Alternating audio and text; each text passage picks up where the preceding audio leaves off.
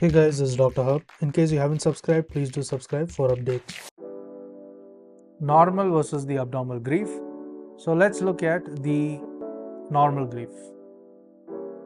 So first is the grief, or it is known as a bereavement. So grief or the bereavement, it means sadness. So there is sadness, there is a tearfulness, there is decrease in the sleep, there is also decrease in the appetite. Next is decrease in the interest in the world. So there is decrease in the interest, and this is with the world.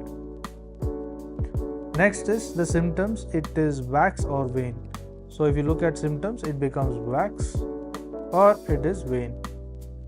Then comes there is a shame and guilt are less common. So there is presence of shame as well as there can be presence of guilt. So the shame and the guilt, they are less common. They are very less common. Next is the threatened suicide.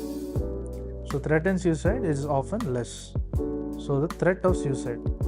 The threat of suicide is often less.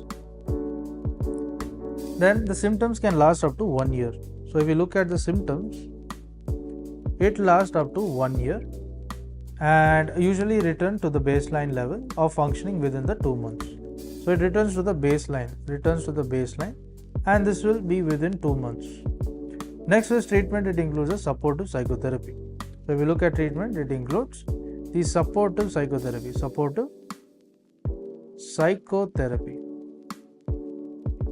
Now this was about the grief and the bereavement. Now let's look at the pathological grief and depression.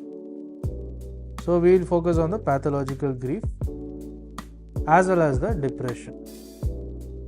So as in the pathological grief and depression, it includes there is presence of sadness. So there's presence of sadness, there can be tearfulness, there is decrease in the sleep. So it has a similar pattern. There's decrease in the appetite as well as there's decrease in the day-to-day interest in the world. So decrease in the interest.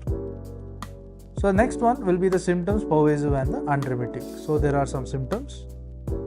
So these symptoms, it becomes pervasive. It is pervasive as well as it is unremitting. Then there is shame and guilt are very common.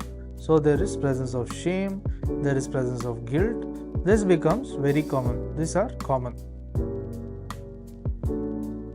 Next is threatened suicide is more often.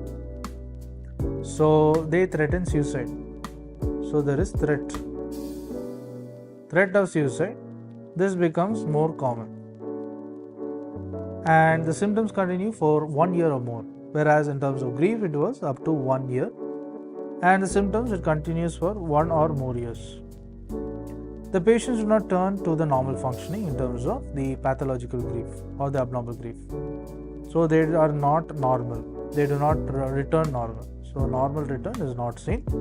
And the treatment, it includes antidepressants. So if you look at treatment, it includes the AD, that is the antidepressants. To learn and grow daily like this, please do subscribe.